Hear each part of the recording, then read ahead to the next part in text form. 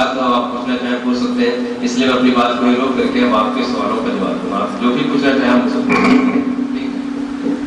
جو بھی آپ اپنے جواب دے سکتے دینے کے لیے آپ کے سامنے، چونکہ مجھے کہا گیا ہے اس لیے میں آپ کو بھی پوچھ سکتے ہیں جس کی جو بھی ہو، کیونکہ آپ کے دلوں میں کوئی ایسے شکر سبحان نہ رہ جائیں جس وجہ سے آپ یہ سوچیں کہ ہم اس کورس کو کیوں کر رہے ہیں. اس لیے آپ مجھے بھی پوچھ سکتے ہیں. آپ کیا ہے؟ مجھے لگا ڈاکٹر بچوں کی طرف سے میں یہ سوال کر دیتا ہوں. جاب اپرچونیٹیز پہ تھوڑا سا جاب اپرچونیٹیز اتنی زیادہ ہے کہ میں آپ کو بتاؤں، حیرانی بات یہ ہے کہ میں خود بھی 2 بار گیا. میں اس پہ کہوں گا تو اس میں یہ دن چلے گا. میں 2 بار پبلک سروس میں انٹرویو میں گیا.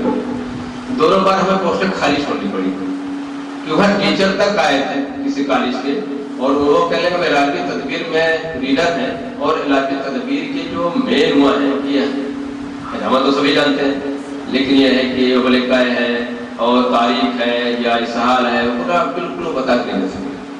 تو آپ یہ سوچیں کہ جب ہمارے جب آپ انٹرویو میں آپ کچھ نہیں بتا رہے ہیں تو ہم کیا کر سکتے اس میں. حالت یہ ہوگی کہ ہمیں کہ 29 پوسٹیں تھیں، اور اس میں سے دیکھیے آپ کی ہماری پرابلم کیا ہے کہ ہم دونوں چیز سے ناواقف ہوتے ہیں. جو ہمارے پاس ہندو کینڈیڈیٹ آتا ہے انٹرویو کو ایک چیز سے کم واقف ہوتا ہے کیا ہیلتھ پروگرام ہے سینٹر گورنمنٹ کا کیا ہے، آپ جانتے نہیں جانتے ہوں گے، جانتے ہیں اس کے بارے میں، جس میں فری ٹریٹمنٹ دیا جاتا ہے. اگر کسی کے پاس وہ کارڈ ہے تو کہیں سے بھی فری ٹریٹمنٹ دے سکتا ہے. ہاں، تو ایسے بہت سارے گورنمنٹ پڑھانے ہیں، ایسے بہت سارے پروگرام ہیں. تو ہم لوگ عام طور پہ کیا ہوتا ہے انٹرویو میں جو چیئرمین ہوتا ہے وہ MBBS MD ہوتا ہے یا IAS ہوتا ہے، تو وہ عام طور پہ جاننا چاہتا ہے کہ ہم نے جو پروگرام لانچ کیے بہت سارے گورنمنٹ کے کروڑوں 2300 کروڑ روپے اس میں خرچ ہو رہے ہیں، تو کیوں پبلک تک پہنچ رہے ہیں نہیں پہنچ رہے ہیں. تو عام طور پر ہم لوگ جب اس کو پہنچتا تھا تو کسی بھی مسلم کمیٹی نے بتا کے دیا، سنگل مسلم کمیٹی ایسا نہیں آیا کہ جو بتا کے دے. ایون جو ہم میڈیکل آفیسر کنٹیکٹ میں کام کر رہے تھے وہ تو نہیں بتا کے دینا پائے. ایون ایک سے میں بار بار مہتاری یوجنا پوچھ رہا ہے کہ چھتیس گڑھ میں مہتاری یوجنا چلتا ہے یہ کیا ہوتا ہے، وہ تک نہیں بتا کے. اب آپ بتائیے، آپ گورنمنٹ کے پروگرام بھی نہیں جانتے. آپ سے جب یونانی کوشچن پوچھا جاتا ہے تو آپ امید کرتے ہیں آپ ماڈرن کوشچن پوچھیں. بھائی آپ کا کمنٹ یونانی کے لیے ہو رہا ہے، ماڈرن کے اندر ان کے اسپیشلسٹ ہم آپ کو بیٹھائیں گے. تو پرابلم کیا ہے کہ ہم یونانی نہیں پڑھتے. جب یونانی نہیں پڑھتے ہیں تو ہماری اپارچونیٹیز سکڑی جاتی ہیں. ابھی آپ نے ابھی بھی سنا ہوگا کہ 250 پوسٹیں نکلی تھی، اس کا ریٹرن ٹیسٹ ہوا، کوئی بھی ایلیجیبل نہیں تھا، کوئی بھی ایلیجیبل نہیں تھا، اس لیے پوسٹیں خالی چھوڑ دی. ایلیجیبل ہونے کی وجہ ہم یونانی جانتے نہیں، یونانی پڑھتے نہیں ہیں. اب کوشچن جو آئے گا یونانی میں آئیں گے. تو الٹیمیٹلی کیا ہوتا ہے کہ ہم جاب اپارچونیٹی تو ہے لیکن کہیں نہ کہیں، ورنہ آپ کو میں ابھی بتانا شروع کر دوں تو آپ پریشان ہو جائیں کہ کتنی جاب اپارچونیٹی کس سے آگے بڑھے. 23 سینٹر ہے پورے انڈیا میں، اور ایک سینٹر کم سے کم ایک کالج کے برابر ہے، مطلب کم سے کم 200-250 وہاں پرفارمنس ہوتے ہیں. آپ خالی سے چاہیے. NIM جو بنگلور کا آتا ہے وہ اس لیے نہیں، وہاں 14 ڈپارٹمنٹ PG کھل پائے کہ ٹیچر نہیں مل رہے ہیں. وہاں کھلے کھلا تو ٹیچر نہیں مل رہے ہیں. بنگلور ابھی غازی آباد کو کھلنے والا ہے، آپ دیکھیں گا اس میں کیا نام ہے مسئلہ ہے کہ ٹیچر نہیں مل رہے ہیں. آپ الہ آباد لکھنؤ میں جتنے تھے وہ پرائیویٹ کالج تقریباً ساری ایڈجسٹ ہو گئی. اب ہم لوگ کرنے ٹیچر کہاں سے آئیں گے؟ جو کہیں لگا ہوا جس میں کروڑ گاؤں میں لگا وہ نہیں جاؤ گا، علی گڑھ میں جو لگا وہ نہیں جائے گا. تو آنا کہاں سے ہے؟ یہ تو نئی کمیونٹی نہیں ہے. ہم جاب کر ہی نہیں رہے یا جاب کے لیول پہ تیاری نہیں کر کے چل رہے. دیکھیے ٹارگیٹ ہوتا ہے.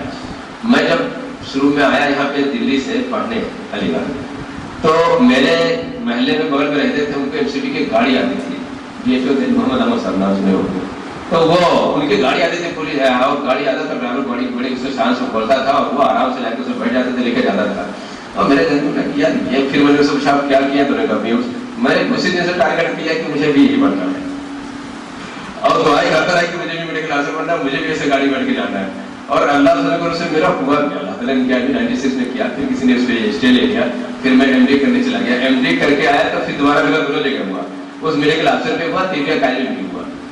پھر میں جو MHO تھا KN تھا جونپور کا، اس کے پاس میں گیا تو اس نے کہا آپ کا اکیڈمک ریکارڈ اتنا اچھا ہے، آپ کو میڈیکل آفیسر کا کرنا چاہیے. تو کوئی بھی کر لے گا، آپ کالج میں رہ کر اسے کم اسٹوڈنٹ کو بھلا ہوگا، ٹیچنگ کریں گے تو کسی کا بھلا ہوگا. تو خیر میں نے اس کو چھوڑ دیا. تو دیکھیے میں نے جو ٹارگیٹ کیا تھا اللہ تعالیٰ سے دعائیں کرتے ہیں، ٹارگیٹ اللہ تعالیٰ نے پورا کیا. اور ٹھیک ہے کہ میری قسمت میں نوکری نہیں تھی، کالج میں چلا گیا. تو آپ کا پہلے تو ایک ٹارگیٹ فکس ہونا چاہیے. آپ جب تک ٹارگیٹڈ نہیں ہوں گے آپ سکسیس نہیں ہوں گے. اور ٹارگیٹ بالکل سامنے ہونا چاہیے. اور جب آدمی ٹارگیٹڈ ہوتا ہے تو کچھ نہیں دیکھتا ہے, وہ صرف اپنا ٹارگیٹ اس کو نظر آتا ہے کہ مجھے ٹارگیٹ. آپ یہ سوچیں کہ جب آپ کہیں بھی اگر آپ کو, جسے میں بھی دلی سے پڑھایا ہوں, اعظم گڑھ آیا ہوں, میرا ٹارگیٹ ہے کہ مجھے جانا بھی ہے اور کالج کے کام بھی کرنا ہے اور واپس کل آنا بھی ہے. تو صبح کے ٹکٹ سے کیا کہا, میں کالج میں بہت سارے کام روک کے آیا ہوں, مجھے آج کر کے آنا ہے. تو پھر ہم نے کیا کیا, ٹکٹ شام کی کہ کالج کے کام نپٹا کے میں 4 دن چلا یہاں آیا, رات بھر صبح دن بھر یہاں کام کروں گا, پھر شام میں نکل جاؤں گا کیونکہ منڈی میں پھر مجھے کام کرنے ہیں. تو آدمی جب ٹارگیٹ ہوتا ہے تو اس کے پاس اپنی پلاننگ کرتا ہے, اس کے پاس اپنی پوری پلاننگ لے کے چلتا ہے کہ مجھے کیسے کرنا ہے. تو دیکھیے آپ جب ٹارگیٹ ہوں گے تو آپ کی پلان بالکل کلیئر ہوگا کہ مجھے ایسے کرنا ہے. اور میں تو سب سے زیادہ لڑکیوں سے کہتا ہوں کہ بھائی آپ نے جب اپنے ماں باپ نے آپ کے اوپر اتنی اعتبار کیا ہے اور آپ کو اعتبار ہی پہ یہاں تک بھیجا پڑھنے کے لیے, تو آپ صرف شادی کر لینا پڑیے کہ بیوس کریں گے شادی 6 گھنٹے ہو جائے گی.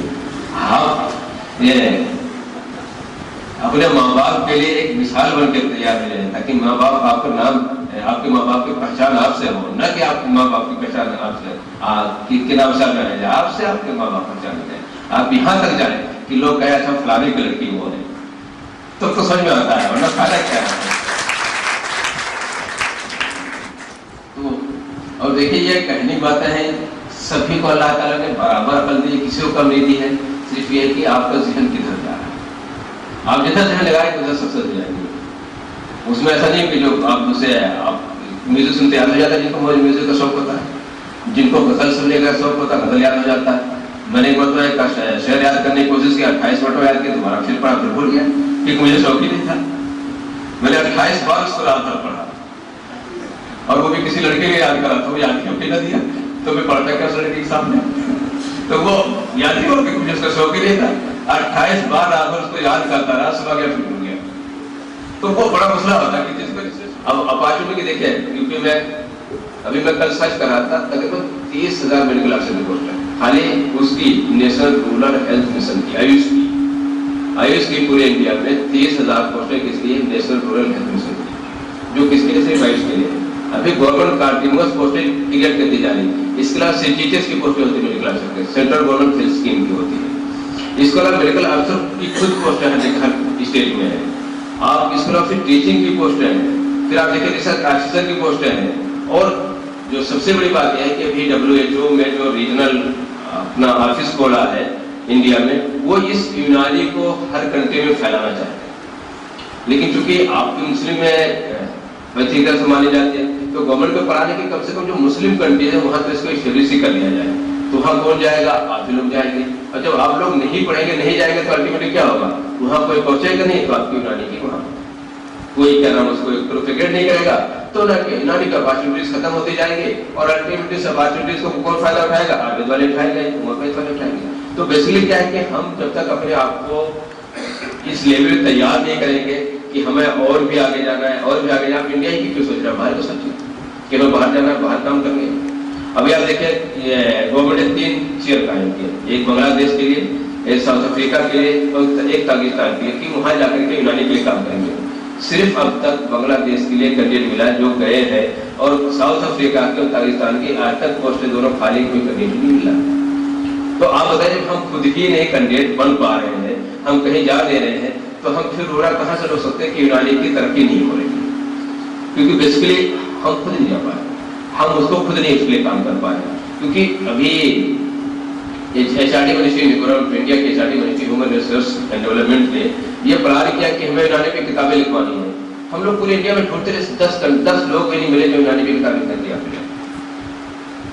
تو حالت یہ ہے کہ مطلب ہم کسی بھی فیلڈ میں جب ہاتھ ڈالتے ہیں تو کوئی کنڈیشن نہیں ملتا. جب کنڈیشن نہیں ملتا تو کام کہاں سے ہوگا, کام آگے تو بڑھے گا نہیں. تو ایسا نہیں, یہاں تو پوری فیلڈ خالی پڑے گی, کام کرنے والوں کو ضرورت ہے. آپ آگے بڑھ کے نکلیں گے, آپ کیا کام کریں گے. اور دیکھیے جو MD کی تیاری میں آپ بالکل کہہ رہا ہوں, دیکھیے آپ نے نیٹ کی تیاری کی, آپ کا نہیں ہوا تب MBBS میں تبھی مسئلہ ہے. اگر پتا تو آپ بالکل نہیں آتے. یہ مجھے اچھی طرح سے پتا ہے کہ کوئی بھی MBBS کو سوچ کے نہیں تیاری کرتا ہے, نہ کسی پیرنٹس کراتے ہیں, بہت کم ایسا ہوتے ہیں. پہلی بار ہمارے کالج میں बल्कि मैं खुश भी हुआ इस बार हमारे कॉलेज में सब फर्स्ट पहली बार टेस्ट दिए थे और सीधे एडमिशन ले लिए। वरना आमतौर हमारे कॉलेज में भी जो एडमिशन लेने आता था कोई 4 बार टेस्ट देकर आता था, कोई 5 बार देकर आता था, कोई 6 बार देकर आता था। तो मैंने उनसे कहा, पूछा भी तो मैंने सर हमें पहले से पढ़ाने की थी कि हमें बीएमएससी करना है, तो इसलिए हमारा फर्स्ट टाइम में सीधे बीएमएससी मांगे। तो अब थोड़ा सा मुझे लगा भी कि हाँ रुझान चेंज हुआ है, लेकिन पहले इससे पहले हम कभी तस्वीर भी नहीं कर सकते थे। अब देखिए एमबीबीएस में आपको क्यों नहीं होता, कभी आपने एक तस्वीर इसको सोचने की कोशिश क्यों नहीं हुआ? एनसीईआरटी 11 12 में पढ़ाए जाते हैं उसको पढ़ते नहीं। क्वेश्चन किससे आते हैं? एनसीईआरटी से आते हैं। आप बता दो क्वेश्चन का बाहर जाते हैं, सिर्फ 20 क्वेश्चन बाहर से आते हैं। वो इसलिए कि डिफरेंशिएट करना होता है उन लोगों को जो हाई कैलिबर के होते हैं, वरना 680 नंबर के क्वेश्चन सिर्फ और सिर्फ एनसीईआरटी से आते हैं, टोटल एनसीईआरटी बेस पे होते हैं। इसका मतलब आपका अगर एमबीबीएस में नहीं हुआ तो आपने 11th और 12th मेहनत से नहीं पढ़ी थी।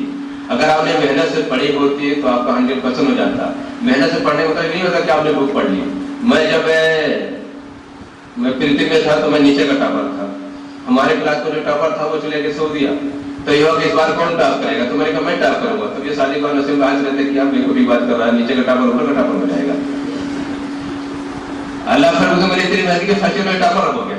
फिर मैंने मुड़ के पीछे नहीं देखी,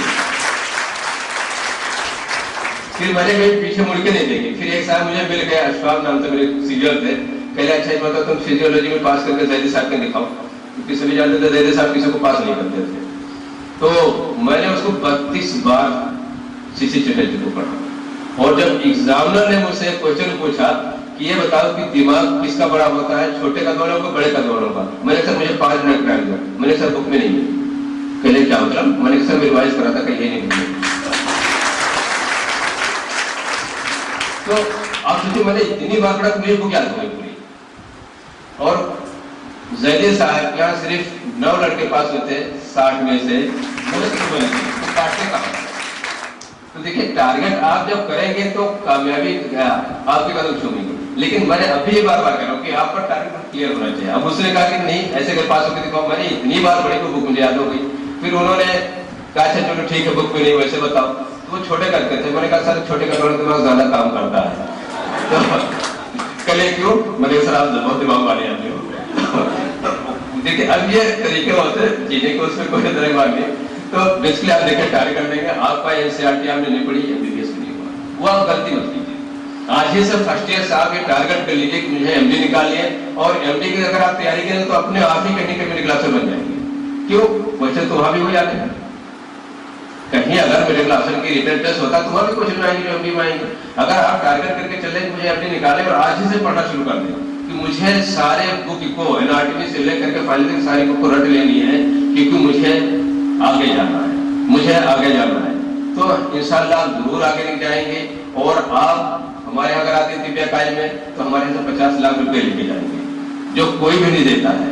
हम अपने स्टूडेंट को 50 लाख रुपए डिग्री के साथ देते हैं, और ये बहुत बड़ा अमाउंट होता है जो गवर्नमेंट आपको दे रही है। गवर्नमेंट आपको दे रही 50 लाख, ये कम नहीं होता है कि आपको एमडी की डिग्री भी दे रही, ऊपर से 50 लाख रुपए भी दे रही। तो आप तो ये सोचिए ना कि आपके सामने 50 लाख रुपए रखे हुए हैं, साथ में एमडी की डिग्री रखी हुई है, और आप अगर एमडी की डिग्री ले लेते हैं, आप घर पे बैठे रहे, कहीं भी पेपर लगा दें, 25-30 हजार तो घर पे आता रहेगा, आपका खर्च चलता रहेगा। नहीं आप पीजी करने जाते हैं, पेपर भी किसी को देते तो 25-30 हजार रुपये हर टाइम वाले देते हैं। तो इतना अच्छा आपका ऑप्शन है, फिर भी आप नहीं दे पाते, नहीं देते, उसमें इनकार नहीं करता, क्योंकि हम लोग जानते हैं उसमें कोई मना नहीं करता। तो बेसिकली कहने होता है कि चलिए आप बाल बच्चों वाले हो गए, आप नहीं नौकरी कर सकते, बाद में कर लें। और देखिए सीखने की कोई उम्र नहीं होती। अब जैसे हमारे कल बहुत सारे स्टूडेंट का आप उर्दू नहीं जानते हैं, कैसे सीखेंगे? मैंने कहा चीज सीखी जाती है, अगर आप सीखना चाहें तो, नहीं सीखना चाहें तो फिर भी कर सकते हैं। तो ये देखिए आप पे अपॉर्चुनिटीज बहुत है नौकरी की। 82 कंट्रीज में अभी भी यूनानी प्रैक्टिस की जाती है, किसने किसी और मेरे ख्याल से कम 15-20 कंट्रियों के तो पेशेंट मैं भी देखता हूँ। जैसे आपकी ये है क्या नाम है, इराक है, सीरिया है, बगदाद है, अमेरिका है, यहाँ ऑस्ट्रेलिया के, पाकिस्तान के, अफगानिस्तान के बहुत सारे पेशेंट मेरे पास भी आते हैं। लेकिन अब चूंकि मैं गवर्नमेंट एम्प्लॉय हूँ, नार्कोटिक्स अलाउंस लेता हूँ, तो मैं खुलेआम तो नहीं देखता हूँ, लेकिन देखता जरूर हूँ। और बहुत अच्छे पेमेंट लेके जाते हैं, बहुत अच्छे पेमेंट लेके जाते हैं। मतलब अगर वो मिनिमम भी देंगे तो $50 आपको देखने के देंगे। $50 कितना होता है? 4000 रुपया होंगे। आप पेशेंट 4 रुपये لیکن اس کے لیے آپ کو یونانی میں ڈیولپ کرنا پڑے گا کہ میں یونانی ایکسپرٹ ہوں, میں یونانی آپ کو کیا معلوم ہے تو آپ مجھے جوائن کرا دیں, پہلے وہاں کرا دوں گا. تب میں لفظ نہیں دیکھتا تھا, لیکن یہ کہ میں نے کہا اس کی مجھے لفظ دیکھنی ہے اور اس کو بیوقوف بنانا, تکا ماروں گا, صحیح ہوگا تو ہوا, نہیں ہوا کوئی بات نہیں. تو میں نے تکے مارے, میں نے کہا یہ پوسٹ پہ ہے تو شوگر بی پی کا مریض ضرور ہوگا. تو میں نے ہاتھ پکڑا اور میں نے کہا سر آپ کو بی پی بڑھا ہوا ہے. پہلے ایسے کیسے کر سکتے, میں نے سر بڑھا ہوا ہے. اب بی پی شروع سے لگا کے چیک کرایا تو بڑھاوا نکل گیا. تو کہنے کا اور کیا, میں نے کہا شوگر ہے. اس کے بعد اس نے اپنی اوپی مجھے دے دی. اس کے بعد آپ سوچیے وہ ریجنل ڈائریکٹر اس نے اپنی اوپی مجھے دے دی, کہا میری اوپی ایسے تم دیکھو گے. تو دیکھیے آدمی کے تھوڑا بہت تو آپ کہیں نہ کہیں آپ جب اپنے آپ کو پروف کریں گے کہ جیسا بھی سر کہتے کہ نفس دیکھنی چاہیے. پھر اس کے بعد میرے بیٹیوں کو کچھ پرابلم ہو گئی. اب مطلب بال گر جاتے تھے, جیسے بیٹا لڑتا تھا تو پیچھے سارا بال گر جائے. 2 سال تک میری مسز ان کو دکھاتی رہی, کہاں پہ, ہمارے سامنے وہ مجدیہ ہاسپٹل ہے, ڈاکٹر صاحب پریکٹس کر چکے ہیں. تو اب 2 سال سے دکھاتے رہے. تو مجھ سے کہنے کے کہ اچھا نہیں ہو رہا, دوا لیتے تو میں کیا کروں. میں نے کہا میں آج جا کے دکھا کے آتا ہوں. پہلے کیا کروں, لڑکیاں ہوگی تو اس پر کچھ کرو گی. میں نے کہا کیا کروں گا. میں گیا ان کے پاس, ڈاکٹر سے پوچھا بھائی کیا وجہ ہے, کیوں نہیں بال گرنا ہے. کہ اننون ایٹیولوجی. میں نے کہا ظاہر ہو کوئی ویسی مرضی نہیں جس کا ایٹیولوجی تھا, اور کہیں تو کچھ لے کے چلایا. اب میرے سے کہیں کہ لو جو کچھ تھا وہ بند کر دیا, اب کیا ہوگا. پھر خیر وہاں سے پھر میں نے یونانی پریکٹس اسٹارٹ کی. سب سے پہلے پریکٹس میں نے اپنے بچوں کی یونانی.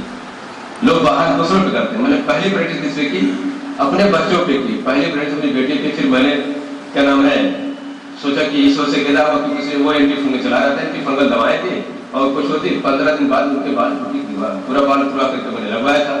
15 دن بعد وہ بال کبھی بھی نہیں گرے. اور اس کے بعد ہمارے سالے صاحب بہت اچھے پریکٹیشنر ہیں, MBBS ہیں اور ڈاکٹر صاحب جانتے ہیں. تو ان کی بیٹی بھی جب بال گرنے لگا تو ابھی کووڈ میں ہمارے یہ بلیا دیکھ صاحب تھے, انہوں نے مجھے فون کیا کہ صاحب آپ گورکھپور بھائی آ جائیں, میں آپ کو باہر کا ٹکٹ بھیجتا ہوں اور 25,000 روپیہ دیکھنے دوں گا. میں نے کہا میں آ نہیں سکتا ہوں, کیونکہ میں کسی گھر جا کے نہیں دیکھتا ہوں. تو وہ پھر کہے میں کیسے دیکھ, میں نے کہا سنڈے میں آپ میرے گھر لے کے وہاں لے کے آئے, کالی میں آ جاؤں گا. تو میں سنڈے میں گیا تو وہ کیا تھا, ان کے فادر کی لیور سیروسس ہو گئی تھی. اور پھر وہ میں نے دیکھا ہوگا تو میں نے وہ آئے تھے تو بیہوش تھے, مطلب کسی کو پہچان چل نہیں پا رہے تھے. تو میں نے سے کہا گنگا رام میں ایڈمٹ کرا دو.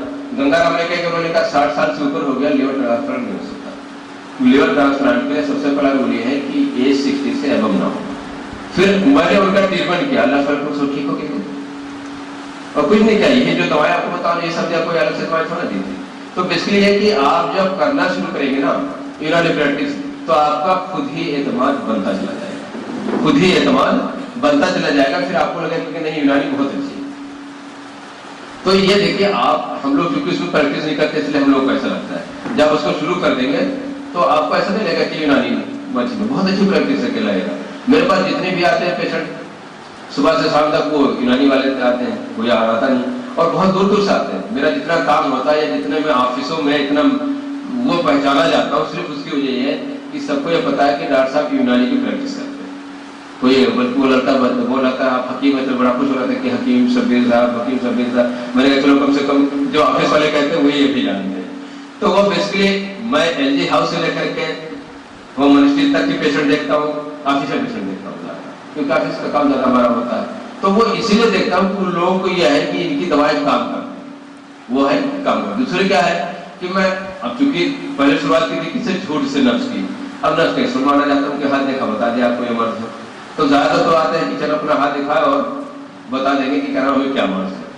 تو دیکھیے بہت کامن سی چیزیں, کچھ چیزیں جو بالکل ہی آپ ڈیزیز کے بارے میں دیکھیے, جسے فیمیل بہت صرف تھوڑی سی محنت کی ضرورت ہے. آپ کے 5 سال محنت کر لیں گے تو پوری زندگی آپ کی فیملی آرام سے بیٹھ کے کھائے گی. اگر یہ 5 سال آپ نے ایسے گنوا دیا تو پوری زندگی یونانی والوں کو گالی کر جائے گی, کیونکہ جو سب سے نہیں ہوتا ہے وہ صرف یونانی برائی کرتا رہتا ہے. اور دیکھیے آج کل میڈیا کا دور ہے, آپ بھی انسٹاگرام چلاتے ہیں, فیس بک چلاتے ہیں, واٹس ایپ چلاتے ہیں, آپ اس پہ گروپ بنا کر کے یونانی کے بارے میں, کالی کے بارے میں ڈالیں تاکہ لوگ یونانی کو جانیں. شروع میں آپ کو عجیب چلائے گا لوگ کہ یہ لوگ کیا سوچیں گے, لیکن بعد میں لگے گا کہ لوگ اسی کو جب آپ ڈالیں گے اور لوگ اس پہ لائک کریں گے تو پھر آپ کی ہمت بڑھے گا. شروع میں بڑی پریشانی ہوگی, شروع میں لگتا ہے کہ ہاں ہم کیا کر رہے ہیں, لیکن اب بات اسی کا بات ہی ہو جائے گی, وہی کریں گے, اسی میں آپ کو انٹرسٹ آئے گا. تو دیکھیے اور دیکھیے آج پریکٹس کرنا یونانی بڑا آسان ہو گیا ہے. کیوں آسان ہو گیا ہے؟ پہلے ماڈرن والے دوا دیتے تھے, اچھا ہو جاتا. آپ کسی بھی ڈاکٹر ماڈرن کے پاس چلے جائیں, آپ بی پی کی دوا لینے چلے جائیں, پوری زندگی بی پی کی دوا کھلائے گا. آپ گیس کی دوا لینے چلے, پوری زندگی دوا کھلائے گا گیس کی. اب کوئی آپ سے نہیں کہہ سکتا کہ صاحب آپ کی یونانی کی دوا 2 مہینے 3 مہینے کام نہیں کرتی. کم سے کم ہمارے 3 مہینے ٹھیک تو کر دیتی ہے. ماڈرن کی تو پوری زندگی نہیں ٹھیک کرتی ہے. تو اب تو یہ کم سے کم آپ یہ نہیں کر سکتے ہمارے دواؤں کو سائڈ افیکٹ نہیں, ان کی دواؤں کو سائڈ افیکٹ تو ہے. تو اب تو پیشنٹ کو کنوینس کرنا بہت آسان ہے کہ اچھا بی پی کی دوا لے رہے ہو, چلو تمہیں یونانی لگا شروع کرو, اس کے سائڈ افیکٹ سے بچ جاؤ گے.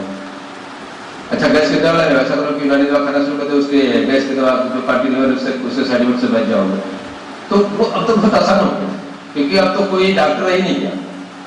پہلے فیملی فزیشین ہوتے تھے, پھر فزیشین ہوئے, اب کیا ہو گئے سب رپورٹ کا علاج کرتے ہیں, اور کوئی ڈاکٹر ایسا مریض ہے مینیج کرتے ہیں. اچھا یہ دوا سوٹ نہیں کر رہی ہے, دوسری دوا لے لو. اچھا ایک دوا سے آرام نہیں ہو رہا, 2 دوا لے لو. 2 دوا سے نہیں آرام ہو رہی ہے, 3 دوا لے لو. تو یہ مینیج کرنا پڑا. تو اب ڈاکٹر سارے مینیج کر رہے ہیں. اور آپ اگر آپ کو فزیشین بنا لیتے ہیں تو آپ زیادہ سکسیس ہوں گے, کیونکہ آپ مینیجر نہیں, آپ طبیب بنتے ہیں. تو آج بڑا آسان ہے کرنا, ایسا نہیں ہے. پہلے مشکل تھا, کیونکہ پہلے لوگ دوائیں لیتے تھے تو ماڈرن والوں کو فائدہ ہو جاتا تھا. وہ تو ہے کہ نہیں, چھوٹے چھوٹے تو آج بھی آپ بھی پریکٹس کرتے, وہی پریکٹس کام اچھا ہو جاتا ہے. لیکن کسی بھی بڑی مرض کے لیے آپ کسی بھی ڈاکٹر کے پاس چلے جائے تو کم سے کم 25,000 کا آپ کا ٹیسٹ کرائے گا. اس کا جو دوا لکھ دے گا وہ کہے گا پوری زندگی کھانا. تو اب یہ چیز بھی نہیں ہے کہ چلو آپ کے پاس یہ مائنڈ ہوگی کہ آپ کو اتنی دن تک کھلا رہے ہیں, وہ تو خود ہی کھلا رہے ہیں. اور کسی کچھ پوچھنا ہو تو بتائیے, یا کوئی بات ہو آپ کے دل میں تو بتائیے. میں کیونکہ اب پروگرام ہوا تو وہاں ایسا دینی ماحول ملا تھا, یا تو ایک بار حیدرآباد میں, باقی ہر جگہ تو ویسے ماحول ہوتا ہے جیسے ہم لوگ رہتے ہیں. تو بہرحال آپ لوگوں کا بہت بہت شکریہ کہ آپ لوگوں نے اتنی اچھی محفل, اور اللہ رسول کی اتنی اچھی باتیں ہوئی, اور پھر دین کی اتنی اچھی باتیں ہوئی. بہت سارے ہر گوشے پہ یہاں باتیں ہوئی. اور نسیم بھائی کا تو صلاحیت کا مجھے اندازہ تھا, لیکن اتنی اچھی صلاحیت اس کا اندازہ نہیں تھا کہ اتنا اچھا کرتے.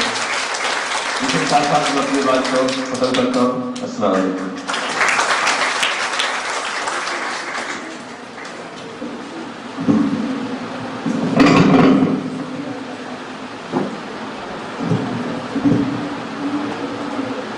جہاں رہے گا وہیں روشنی لٹائے گا, جہاں رہے گا وہیں روشنی لٹائے گا. چراغ کا کوئی اپنا مکان نہیں ہوتا. بے حد میں ممنون ہوں, مشکور ہوں جناب ڈاکٹر شبیر احمد صاحب کا, کہ جو ابھی بڑے ہی تفصیل کے ساتھ بہت ہی جامع انداز میں طب یونانی کا مستقبل آپ کے سامنے پیش کر رہے تھے. اس کی اپرچونٹیز بتا رہے تھے, اپنے درد کو بیان کر رہے تھے, اپنے خدشات کو بیان کر رہے تھے, اپنے خواہشات کا اظہار کر رہے تھے. میں اللہ رب العزت سے دعا کرتا ہوں کہ اللہ تعالیٰ ان کے تمام خوابوں کو طب یونانی کے تعلق سے شرمندہ کار نہ کرے.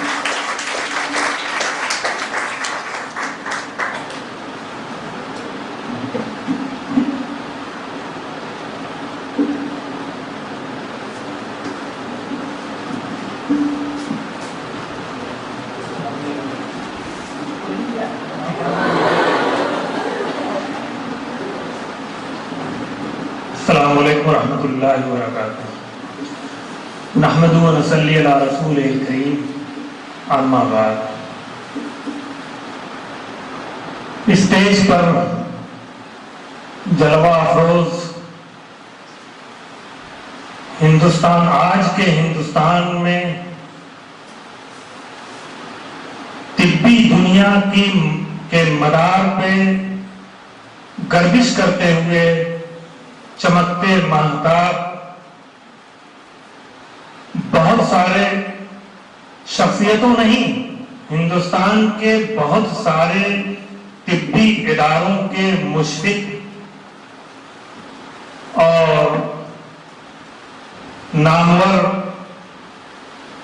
ماہر طب و ماہر تعلیم عالی جناب حکیم شبیر احمد صاحب, صدر شعبہ کلیات و ایسوسیٹ پروفیسر شعبہ تشریح البدن,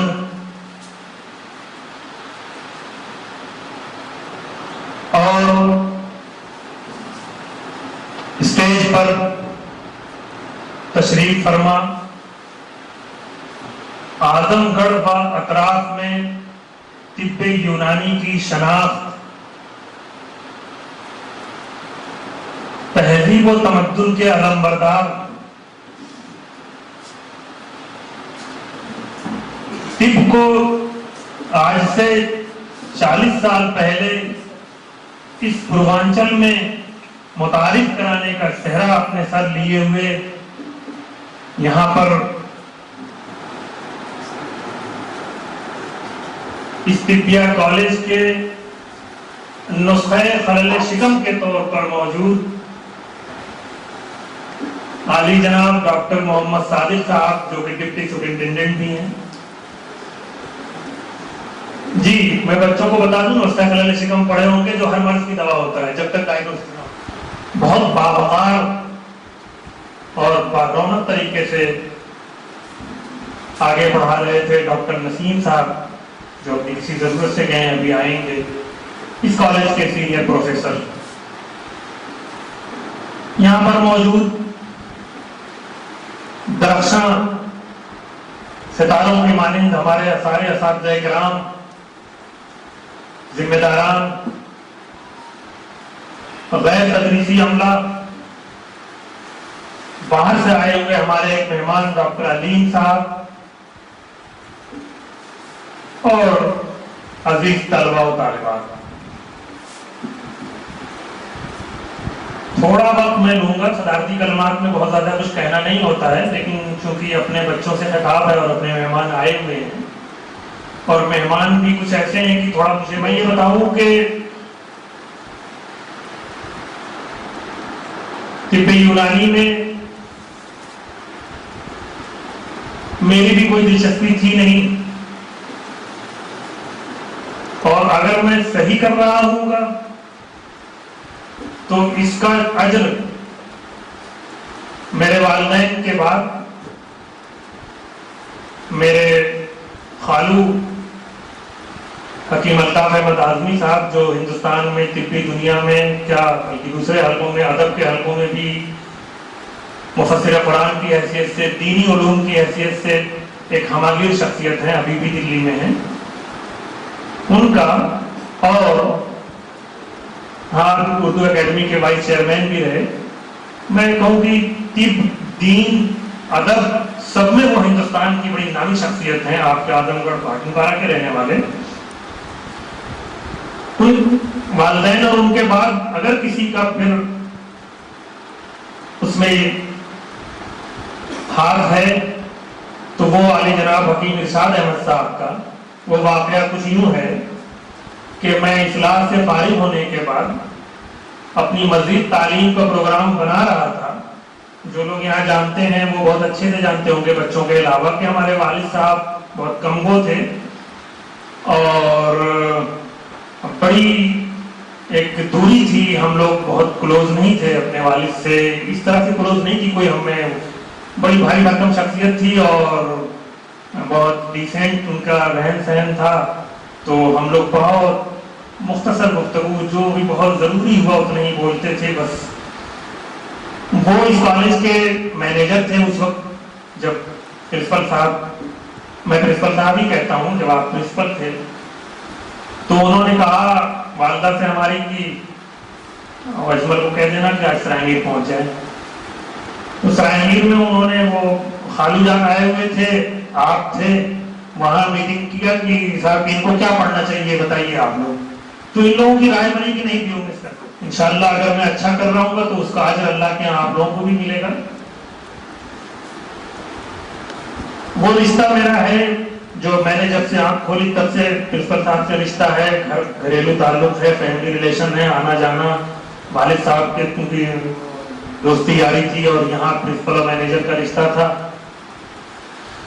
आपके बरखुरदार हकीम शमीम इरशाद साहब मेरे बचपन के सफर हैं। शमीम साहब आपके दूसरे नंबर के साहबजादे, वो मेरे दोस्त। तो ये एक रिश्ता है।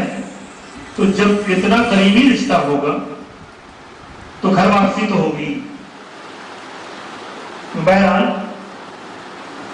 उसके बावजूद भी इंशाअल्लाह मैं میں ایک پروگرام کروں گا تاکہ ہمارے بچوں کو بھی کچھ لگے کہ ہاں یہاں بھی ایسا کچھ ہوتا ہے پروگرام، اور ایک گیدرنگ کی شکل میں جلسہ بھی دیکھیں.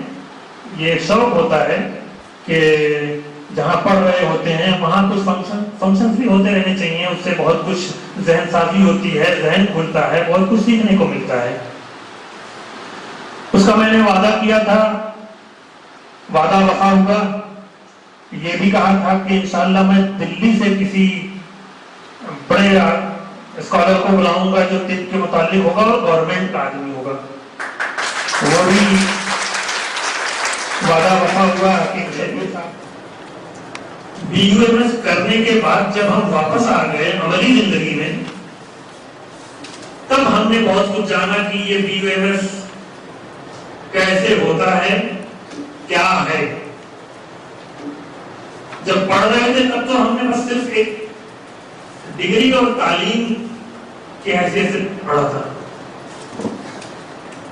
لیکن اس فن کو جو سمجھا وہ جب عملی زندگی میں آئے تب.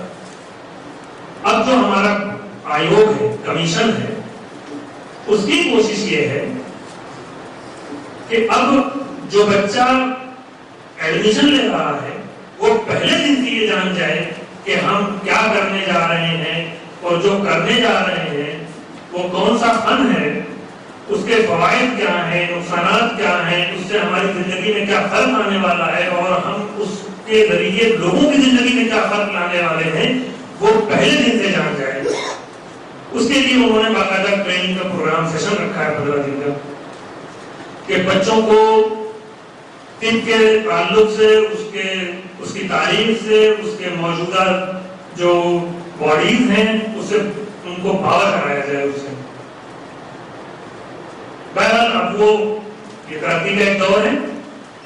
اب تو پہلے ہی جان جاتے ہیں، یہ سیکھ جاتے ہیں، اور سوشل میڈیا کا بھی دور ہے. زمانہ آ گیا، ٹیکنیکل زمانہ تیزی سے ہو رہا ہے، ڈیجیٹل ہو رہا ہے. اس ڈیجیٹل ایرا میں ہر کسی کو پتا ہونا چاہیے. بہت ساری انفارمیشن آپ کے جو ہے وہ انٹرنیٹ پر موجود ہیں، وہاں بھی دیکھ سکتے ہیں، وہاں سے بھی آپ پڑھ سکتے ہیں. میں آپ کو بتا دوں کہ طب یونانی کا ایک دور آیا جسے میں نام دے رہا ہوں، میری سمجھ کہہ رہی ہے کہ وہ نشاط ثانیہ تھا. کون سا؟ 1971. جب یہ محسوس ہوا کہ نہیں، ہندوستان میں مروجہ جو طبی نظام ہیں سارے، اس میں جو یہ آیوش سسٹم ہے، آیوروید، یونانی، سدھا، ہومیوپیتھی وغیرہ، اس کو بھی باقاعدہ طبی نظام کا درجہ دیا جائے. اس کے لیے ریگولیشن لایا جائے، پارلیمنٹ میں بل پیش کیا جائے، اور اس کو باقاعدہ ہندوستان کی سنویدھانک دائرے میں لایا جائے. تو 1971 میں پارلیمنٹ میں بل پاس کر کے central council of Indian medicine بنائی گئی، جو کہ ہیلتھ منسٹری کے اندر میں تھی. لیکن وہ ایک شروعات تھی، ہوئی، اور کچھ وہاں سے پھر بل بننے کے بعد باڈی انڈیپینڈنٹ باڈیز آ گئی، ریگولیشن کو عملی جامہ پہنایا گیا، اپنے لا اینڈ آرڈر بنائے گئے، جس اپنے تمام چیزیں ڈیفائن کی گئی، تمام رولز اور ریگولیشن ڈیفائن کیے گئے. ایک پہچان دلانے کی کوشش کی. اس کے لیے اس نے جو پہلا قدم اٹھایا وہ یہ کیا کہ ہیلتھ منسٹری سے آیوش کو الگ کر آیوش منترالیہ الگ سے قائم کیا. جب اپنا گھر ہو جاتا ہے تب اپنے اندر ایک دوسرا اعتماد آتا ہے. تو جو یہ گورنمنٹ تھی، سینٹرل گورنمنٹ، اس نے پہلے ہمارے آیوش سسٹم کو ایک مکان دیا، ایک گھر دیا کہ نہیں، اب آپ کسی کے کرایہ دار نہیں ہوں گے، آپ جو ہے اپنا آیوش منترالیہ آپ کا ہوگا، آپ اس کے ادھین ہوں گے. اور پھر آپ ایک اور ترقی اس نے کی کہ آپ کا اپنا آیوگ ہوگا جو انڈیپینڈنٹ ہوگا، وہ فیصلے لے. اس فیصلے کے نتیجے میں اب چینجز مزید آ رہے ہیں، ہمارے پاس اسکوپ بڑھ رہا ہے، اپرچونیٹیز بڑھ رہی ہیں. لیکن اب اس میں تفصیل سے کچھ نہ کہوں، ڈاکٹر صاحب نے بہت کچھ کہہ دیا ہمارے چیف گیسٹ نے. میں ایک بات میں صرف ضرور کہوں گا کہ اسکوپ یا اپرچونٹیز سب کے لیے نہیں ہوتی ہیں. اب آپ سوچیں گے یہ مایوس کرنے والی بات کہاں سے آ گئی؟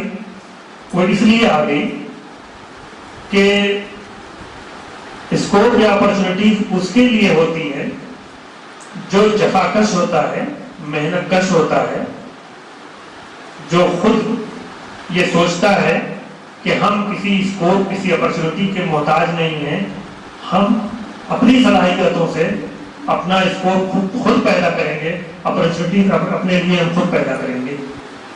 تو یہ ان تمام لوگوں کے لیے ہے کہ ہم، یہ بچے جو ہمارے بیٹھے ہوئے ہیں، کہ یہاں سے یہ عزم کریں گے کہ ہم محتاج نہیں، ہم خود اسکوپ پیدا کریں گے. طب یونانی. بہرحال میں اس بات کو یہاں مختصر کرتے ہوئے تھوڑا سا دوسری طرف چلا جاتا ہوں، کیونکہ اس پہ میں بہت باتیں کر چکا اور ڈاکٹر صاحب نے بھی کیا ہے. ہم جو علم حاصل کرنے یہاں بیٹھے ہیں، ہم سے مراد یہ بچے، یہ علم وہ علم نافع ہے جو صرف خود کو نفع نہیں پہنچاتا ہے، یہ سب کے لیے، معاشرے کے لیے علم نافع ہے. اپنے علم کو دوسروں کے لیے نفع بخش بنانے کے ساتھ ساتھ نمونہ بنانا ہے کہ ہاں لوگ علم طب کی طرف آئیں. ورنہ وہی بات جو ڈاکٹر صاحب نے کہا کہ یہ دوائیں، جڑی بوٹیاں تو باہر وہ بھی پنساری بھی بیچ رہا ہوتا ہے، لیکن نہیں. جیسے تجربہ انسان کو پختہ کر دیتا ہے، سمجھدار بنا دیتا ہے، لیکن جو سند حاصل کی جاتی ہے، کسی ادارے میں جا کر علم حاصل کیا جاتا ہے، وہ سند اس کو ذمہ دار بنا دیتی ہے، وہ اس کو ایک الگ پہچان دیتی ہے، وہ اس کو ایک حق حاصل ہوتا ہے کہ نہیں، اس کو یہ حق ہے کہ یہ فیصلہ کریں صحیح غلط کا. تو اسی طریقے سے یہ علم جو آپ علم طب حاصل کر رہے ہیں، جو لوگ کر رہے ہیں طب میں کام، آپ کو اس سے الگ ہٹ کے کرنا ہے. اس کو ایک فن، ایک ٹیکنیکل ایجوکیشن کے طور پہ پیش کرنا ہے. اس کے لیے آپ کو محنت کرنی ہوگی اپنے فن میں، علم طب. آپ کا کہا ہوا جملہ وہاں پہ صدارت کا جملہ حرف ہوتا ہے، آپ سے وہاں رائے لی جاتی تھی. کیوں؟ کیونکہ ان کو وہاں پتا تھا کہ یہ اعظم گڑھ والے ابن سینا کے پرنسپل صاحب ہیں، یہ جینوین کالج ہے اور وہاں جینوین تعلیم بھی ہوتی ہے. پرائیویٹ کالج کی چھوی عام طور سے ایسی نہیں ہوتی، اور یہ جینوین پرنسپل بھی ہیں.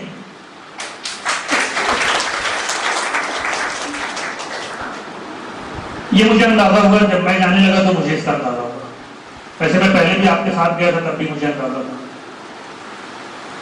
اب آپ سوچئے کہ جو وراثت مجھے ملی تھی، جس کا معیار اتنا بلند تھا، تو اندازہ کریں میری بھی کیا ذمہ داریاں رہی ہوں گی. پوروانچل یونیورسٹی میں گیا، سب سے پہلا پرائیویٹ کالج، یا کوئی بھی وہاں گورنمنٹ کالج ہے ہی نہیں، سب سے پہلا پرائیویٹ کالج، اور میں نے وہاں فیکلٹی بنوایا.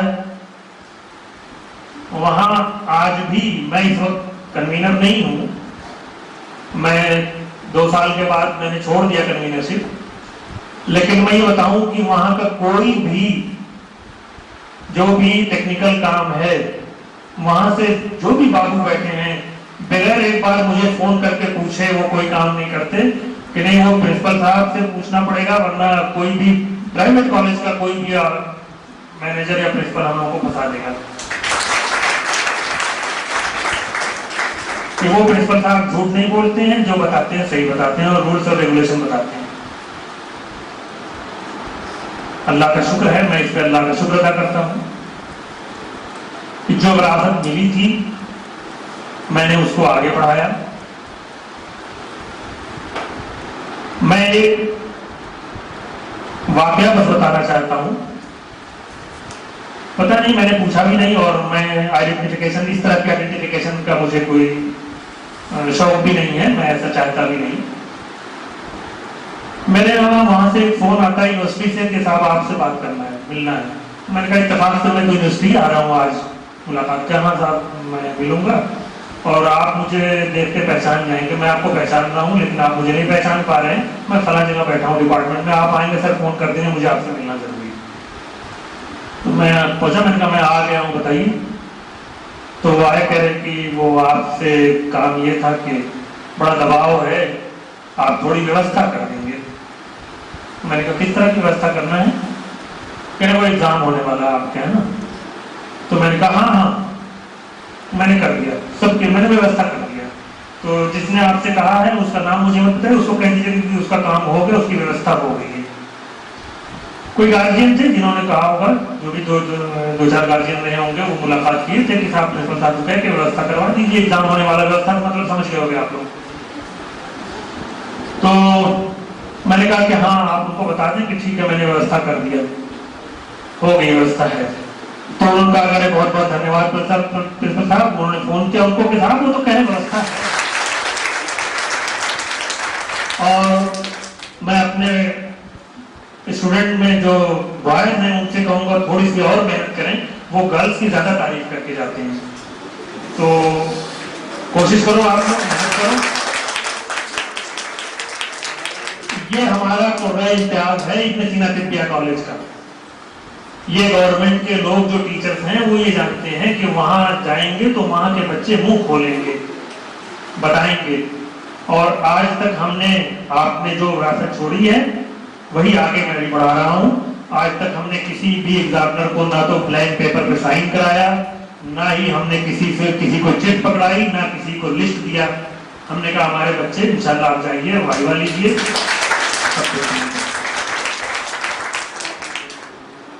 एक बात और मैं बस कह के अपनी बात खत्म करूंगा, जिम्मेदारान चूंकि यहाँ बैठे हुए उनको बताना जरूरी है, मैं वैसे प्रिंसिपल सदारती कलमात कह रहा हूँ तो मैं ये भी उनको बता दूं,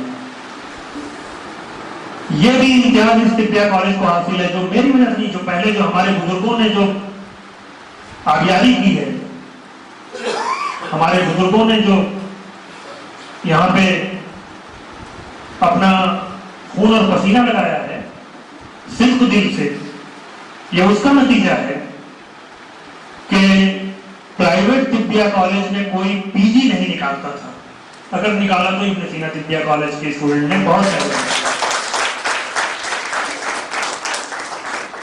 पीजी में एडमिशन यहाँ होना शुरू हुआ। पिछली साल तो हमने, अल्लाह का शुक्र है, मैं तो इसको कहूंगा हमने रिकॉर्ड तोड़ दिया। हमारे यहाँ से टोटल डॉक्टर साहब 6 लोग, पिछले साल 4 लोग तो पहले जी किसी गवर्नमेंट के तिब्बिया कॉलेज, अलीगढ़ को छोड़ दीजिए, जामिया हमदर्द को छोड़िए, करोल बाग को छोड़ दीजिए, और किसी, ये सब चूंकि सेंट्रल गवर्नमेंट, तो ये उसी का नतीजा है, इसका जो विरासत चली आ रही थी, जो हमने दूसरी तरफ फोकस नहीं किया, हमने भटकाया नहीं, हमने किसी से ये नहीं कहा कि आप एडमिशन ले लो, डिग्री दिलाना हमारी जिम्मेदारी है। हमने जिसने एडमिशन लिया उससे यही कहा कि डिग्री, एडमिशन आप ले रहे हो, डिग्री लेना भी आप ही की जिम्मेदारी है। हमारी जो जिम्मेदारी है वो हमारे असातिज़ा हैं, माशाअल्लाह उन्होंने जो आपको पढ़ाया उसी का नतीजा है कि आपका ये रिजल्ट आता है और आपका ये पीजी में एडमिशन होता है। ये काबिल मुबारकबाद है वो सारे असातिज़ा किराम।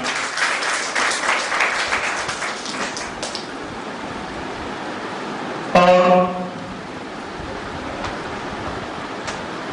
एक बात मैं बता दूं, बच्चों को बेखुसूस ये एहसास होता है कि हम शायद कहीं और होते तो हमारे पास इससे अच्छा पढ़ने का मौका होता, इससे अच्छे हमारे पास हमारे टीचर्स होते। एक बात याद रखना, आप कभी भी एहसास कमतरी का शिकार नहीं होंगे। हम मोमिन हैं, हमको जो मिलता है हम उसी पे अल्लाह का शुक्र अदा कर देते हैं। और शुक्र अदा करने का मतलब क्या होता है कि हम उसका जो हमें मिला है, जो हमसे वो चाह रहा है, जो रिक्वायरमेंट है, उसका हम हक अदा कर दें, यही शुक्राना होता है। तो आपके जो असातिज़ा हैं ये सब माशाअल्लाह ऑलमोस्ट सेंट्रल गवर्नमेंट से पढ़ के आए हुए हैं। आपका तसव्वुर हो सकता है कि इनसे अच्छे हो सकते हैं, मगर होते ऐसे ही सब हैं। ये मेरा भी तजर्बा है। तो आप शुक्र अदा करेंगे इस तरह से कि आप हक अदा करें। आप जितना अच्छा वो पढ़ाते हैं उतना अच्छा आप पढ़ने की कोशिश करें। और एक बात और बता दूं कि टीचर सिर्फ आपकी रहनुमाई कर सकता है, आपको दिशा दिखा सकता है, समत आपको दे सकता है, रास्ता दिखा सकता है। करना आपको है, पढ़ना आपको है, अतरेजी आपको करनी है, हर जगह आपको करना है, किताबें आपको छाटना है, दूसरा कोई आपके लिए नहीं पढ़ेगा। इसलिए ये काम आपको करना है, मेहनत आपको करना है। हमारा और हमारे असातिज़ा का जो काम है इंशाअल्लाह हम वो करेंगे। चीफ गेस्ट ने एक तरफ बार बार कहा तो मैं वो भी बता दूं कि ये हमारी जो महफिल थी, जो मजलिस थी, वो हिकमत हमारी जो टिप है उस के जो तकाजे अब तक चले आए हैं, जो आमतौर से हुआ है, बिल्कुल उसी का ये एक नमूना है, दृश्य है। हिकमत बगैर आलिमों के आगे बढ़ नहीं पाई है, बगैर मौलवियों के आगे बढ़ नहीं पाई है। तो आपने जो अभी महफिल देखा, आप तिब के साथ साथ आपको नूरानी भी हो गए इस मजलिस में। तो वो उसकी वजह है, यहाँ पे बेशतर इस्लाही बैठे हुए हैं। आपके असातिज़ा किराम में हमारे इस्लाही हैं, जो इस आलिम दीन भी हैं, माहिर तिब भी हैं। तो उसी की निस्बत से ये एक संगम की पोजीशन बनी हुई है, जिससे माशाल्लाह आप महसूस हुए और हमारी यही तवक्को थी। दूसरी बात ये इत्तेफाक है कि हम जिस इदारे से आज जुड़े हुए हैं, यहाँ कोताह दस्ती में है महरूमी, ये बज़्म मैं है, यहाँ कोताह दस्ती में है महरूमी, जो बढ़कर खुद उठा ले हाथ में मीना उसी का है।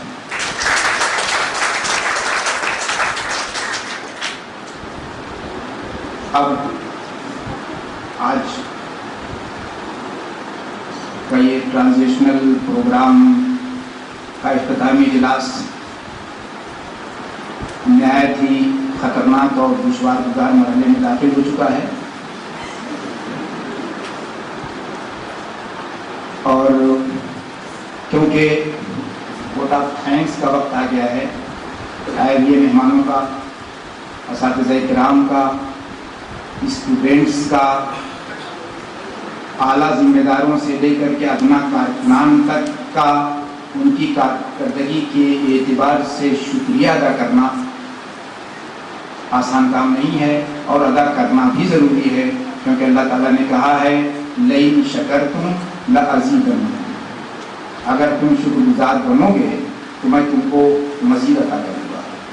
तो ठीक है, इसी तरीके से अगर इन बच्चों का, इन मेहमानों का, असातिज़ा का शुक्रिया अदा किया जाएगा तो जाहिर सी बात है उनके अंदर हौसला आएगा, और यही उनकी तमाम थकान को दूर कर देगा।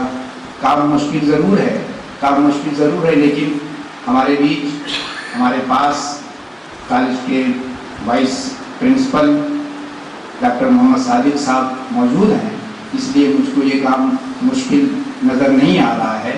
मैं बड़े ही एहतराम के साथ उनको दरख्वास्त करता हूँ कि वो स्टेज पे तशरीफ़ लाए, और आप सब लोगों से कहता हूँ कि अब जिगर थाम के बैठो, मेरी बात है। डॉक्टर मोहम्मद सादिक साहब।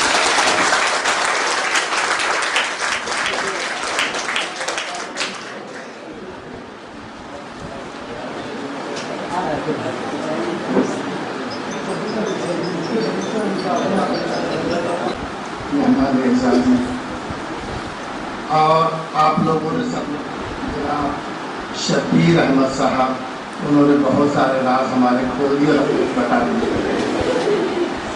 और इस प्रोग्राम के निज़ामत कर रहे जनाब प्रोफेसर वसीम अहमद साहब, मेहमान गिरामी, दीगर असातिज़ा किराम और अज़ीज़ तलबा व तालिबात, अस्सलामु अलैकुम व रहमतुल्लाहि व बरकातहू। इसलिए कि जो ये प्रोग्राम आज से तकरीबन 15 दिन पहले शुरू हुआ और सारे बच्चों ने और उसी को आगे बढ़ाने के लिए उसके इख्तिताम के मौके पर हमारे मेहमान इतनी दूर से तशरीफ़ लाए और सब लोगों ने अच्छी अच्छी बातें बताई, तो इसलिए सबका शुक्रिया का हक बनता है। इसलिए कि इरशाद नबी भी है कि मन लम यशकुरिन्नास लम यशकुरिल्लाह, यानी जो इंसानों का शुक्रिया ना अदा करे वो अल्लाह का शुक्रगुजार हो ही नहीं सकता। तो आइए सबसे पहले अल्लाह रब्बुल इज्जत की तस्बीह बयान करते हैं, जिसने लफ्ज़ कुन से इस हसीन आलम रंग बू की तख्लीक की और आदम खाकी को गुलहाय दरूद सलाम उस अजीम मौसम इंसानियत रहमतुल लिल आलमीन की बारगाह में, जिनके सदक़े कायनात की बस सजाई। फिर मशहूर हूँ कॉलेज के प्रिंसिपल जनाब डॉक्टर मोहम्मद अजमल साहब का कि जिन्होंने कलमात तशक्कुर पेश करने के लिए मुझ पर एतबार किया।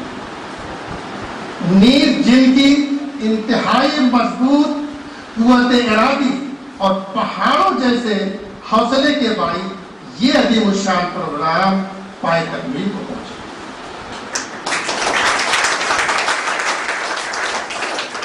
दिल की गहराइयों से मैं शुक्रिया अदा करना चाहता हूँ बैनुल-अक़वामी शोहरत के मालिक जनाब प्रोफेसर हकीम इरशाद अहमद साहब, नायब नाज़िम मदरसा सराय मीर का, जिन्होंने हम लोगों की हौसला अफजाई के लिए अपने टाइट शेड्यूल में से कुछ वक्त निकाला। आपके अदीमुल फुर्सत होने का अंदाजा इस बात से लगाया जा सकता है कि आप ही के कांधों पर बैनुल-अक़वामी शोहरत के हामिल मदरसा मदरसतुल इस्लाह सराय मीर के इंतजाम और इंतजाम की जिम्मेदारी है।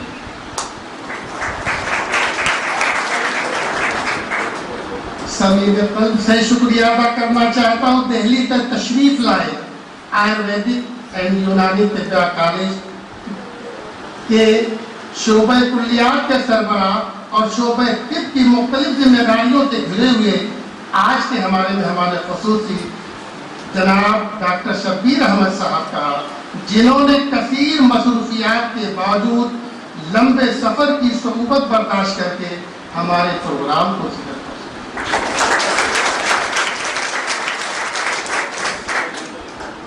कोशिश तो हमारी ये थी कि हमारे यहाँ आपका ख्याल जो कि सिर्फ चंद घंटों का है वो खुशगवार और आरामदेह रहे, लेकिन खालिस देहात में वाक़े होने की वजह से हम इंतजामात आपके शाय निशान नहीं कर सके, जिसका हमें एहसास भी है और अफसोस भी।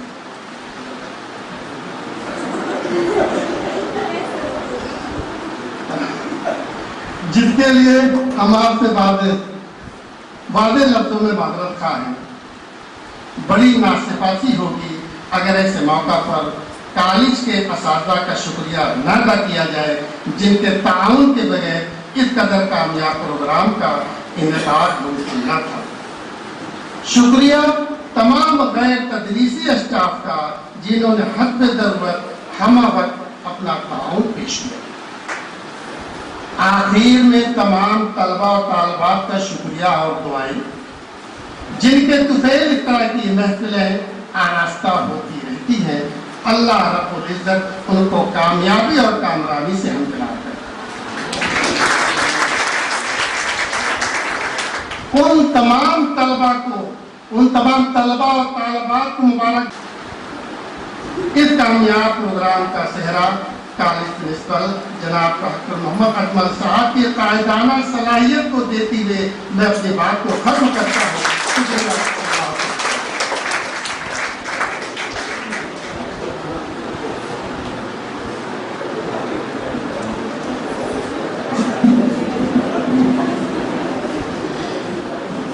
अब इसके प्रोग्राम के इख्तिताम का ऐलान किया जाए।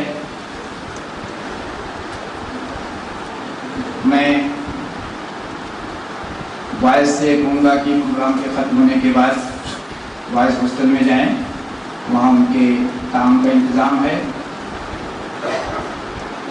گرلس سب کی سب گرلس ہاسٹل میں جائیں، وہاں پہ ان کے کام کا انتظام ہے. ہمارے اساتذہ ڈاکٹر صادق صاحب ذمہ داری ہے کہ ہمارے اساتذہ کو اپنے ساتھ رکھیں. اعلان کرتا ہوں کہ اے خدا تا قیامت علم طب کا فن رہے. اے خدا تا قیامت علم طب کا فن رہے، ہم رہیں یا نہ رہیں، آباد یہ گلشن رہے. شکریہ.